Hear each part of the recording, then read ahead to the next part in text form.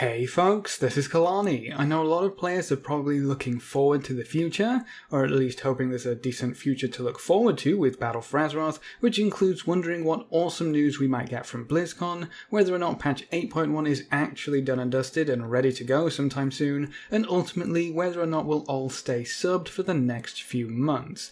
I've got my fingers crossed that 8.1 and BlizzCon will really kick things back into gear, but I found myself looking back at previous expansions recently, reminding myself of all of the wonderful features and systems that we used to play with, and wondering why some of them were left behind.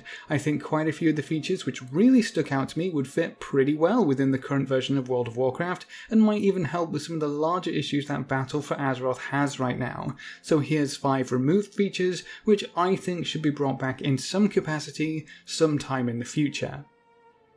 For a while now, it feels like we haven't really had any control over the rewards we get while doing pretty much any form of content. If you're running raids, you could get a piece from every boss, or you could get nothing at all. The same goes for dungeons and the new loot pinata on the block, Mythic Plus. You can run content all day long and see nothing for your efforts.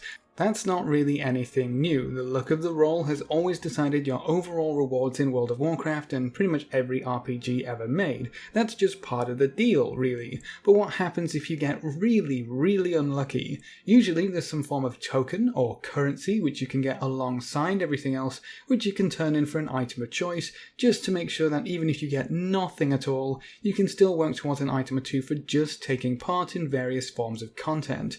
There used to be something like this in WoW, and it's actually had several incarnations at this point. We've had badges from Dungeons and Raids, we've had point systems from Dungeons and Raids, but in Battle for Azeroth we don't actually have anything to work towards for that guaranteed reward. If you don't get lucky, you just don't get any gear.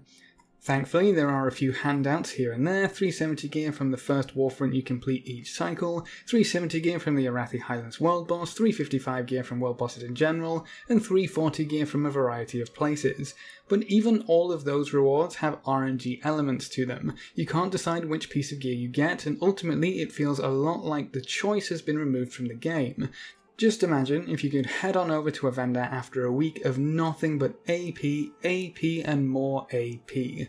See that you really need to replace a pesky ring you've been carting around for a while, check your currency tab to see how many points you have, and oh my gosh, you have enough to buy up that shiny new ring. It might not be your perfect stats, the ones from Raids or Mythic Plus might still be better if you eventually get them, but you can actively work towards this current piece of gear, which is a huge upgrade. There's just no real way to do that right now. We can't work towards any specific piece of gear from anywhere, which becomes even more frustrating when you add in the whole Azerite armor debacle, but we won't get into that right now. That's a hornet's nest for a different time. If the dev team were to add justice points or valor points back into the game, reward a few for dungeons and raids, put a cap on it for all I care, and introduce a new vendor somewhere with a decent variety of loot for us to go browsing through, and I think we would be in a better place. Heck, maybe it's just me wanting to go window shopping now and again. Has anyone else realised we don't really have any gear vendors at all in Battle for Azeroth?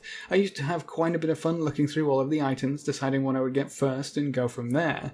It was also a fantastic way to encourage playing alts, knowing you could pick up some half-decent items as long as you did a few dungeons here and there for some points. I guess one of the main reasons these systems or features was removed was because with Mythic Plus we don't really have any hard limits on how much gear we can actually obtain each week. As long as you do more Mythic Plus, there's always a chance for more loot, but I don't see why these two systems can't coexist. Sure, some folks will grind their faces into the Mythic Plus black hole all week long, but a lot of players just don't have the time.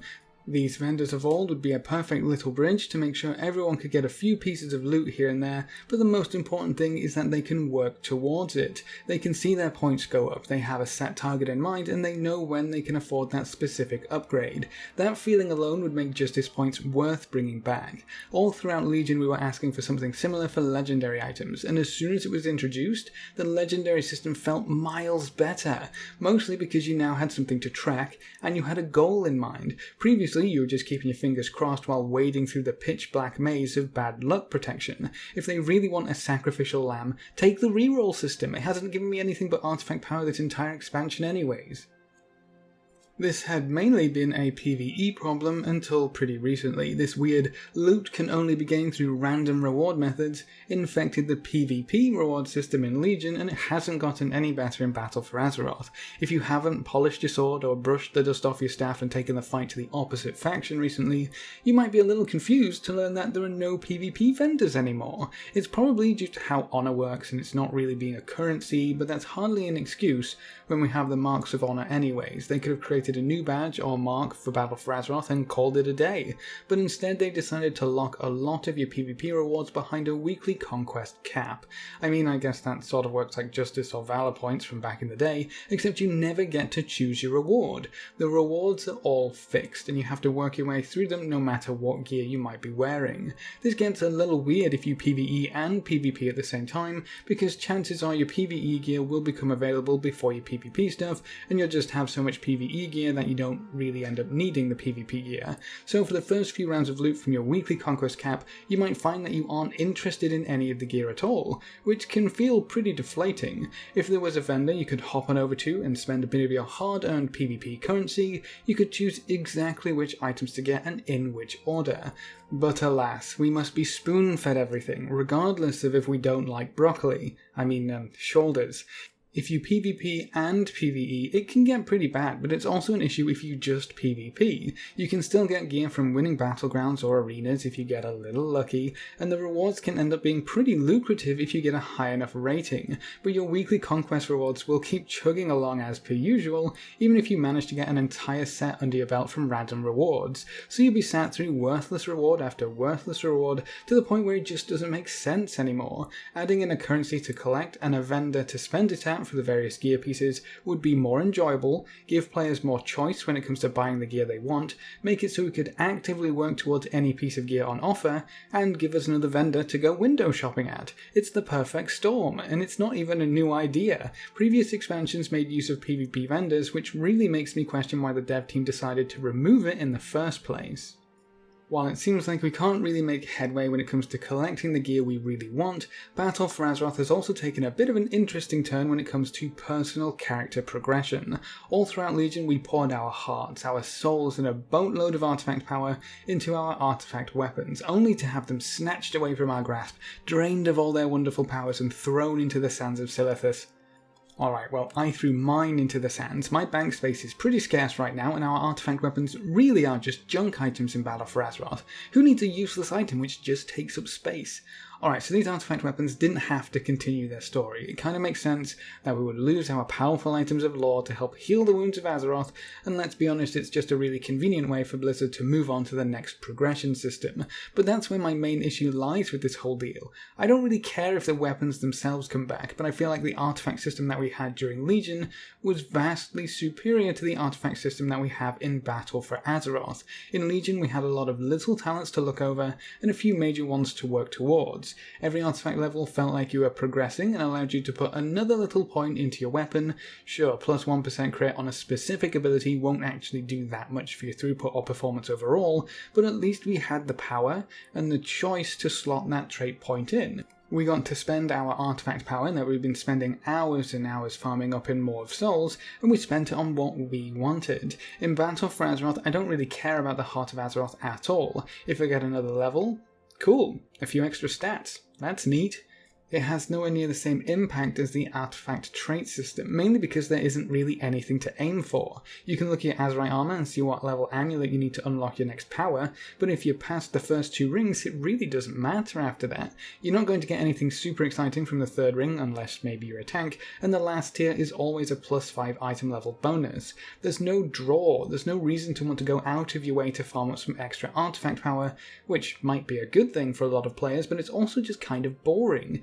Maybe a lot of the problems are more to do with the Azerite armor than the amulet itself, but I feel like if the amulet had a whole bunch of traits like the artifact weapons with a few open slots for the big golden traits where you can select various powers from your equipped Azerite armor, that would have felt much more involved and interesting rather than just having to choose a few traits on the armor itself. Changing things up has caused a pretty big ruckus, and I can't help but feel like if they had kept the same overall system when compared to the artifact weapons in Legion and just adapted that into an amulet instead, we might be having a lot more fun with the whole thing. Now this next one might be a little more controversial, and try not to hate me while I talk about it, but I would actually love to see a meaningful mission table make its way back into the game. The table throughout Legion was done pretty decently. It was a good middle ground between Warlords of Draenor, where it was almost the only thing to actually do, and Battle for Azeroth, where I just don't care about it at all. In Legion we had sections of the class hall campaigns tied to the mission board, which might actually be the one thing I would change. We had quests and missions which helped tell the story of several zones, we had a pretty decent roster of champions to play around with, and the mission rewards themselves were useful and meaty. We had the raid caches for another chance of loot, gold missions to really fill up the bank, Blood of Sargeras missions to help with professions or alts, and a few other rewards like rep tokens, augment runes, and even Awakening Essence towards the end. If you look at Battle for Azeroth, the only rewards that really carried over are the augment runes and the reputation. Sadly, the reputation doesn't even award a token this time, so you can't send it to any alts if you get exalted on your main, so there's going to be a time where you really are only interested in the augment runes and the pet charms if that's up your alley. Our assembled team is a little lackluster compared to our roster of champions in Legion as well. I know this time around everything is focused around our faction instead of our class, but it just doesn't feel personal anymore. Maybe that's the point, and we'll end up not having a mission board at all next expansion, which might actually be better than a watered down version. Going forward, I would probably like to see a return of the Legion mission board system, or to see it ripped out completely, but for now I guess I'll just keep ignoring it for the most part. And my last little feature on this list is something that hasn't necessarily been removed, because we've only seen it once so far, but it's something that I would love to make a return for Battle for Azeroth, or pretty much any time in the future. The Mage Tower was perhaps one of the most fun features I've worked my way through in the World of Warcraft, and if you missed it, I feel a little sorry for you.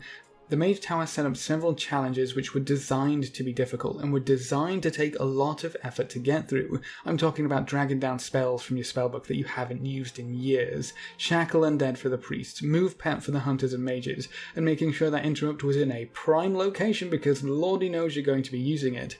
These were challenges that, even if you started to outgear them, they could still prove to be problematic if you made a mistake or two. I know the tank challenge still gave me a little bit of trouble on my paladin towards the end of Legion because you just couldn't make more than a few mistakes. Stepping in the wrong place and pow, straight off the side of the little asteroid you were standing on. Not only were the Mage Tower challenges fun to figure out and overcome, but they also had a unique reward tied to their completion. You could get a special artifact weapon skin for completing your Mage Tower, and a lot of those skins looked really cool. You knew who managed to get through their Mage Tower, and early on, those skins were a little trophy to be flaunted. It had been a long time since a prestigious reward had been introduced in WoW, and the Mage Tower really filled that gap.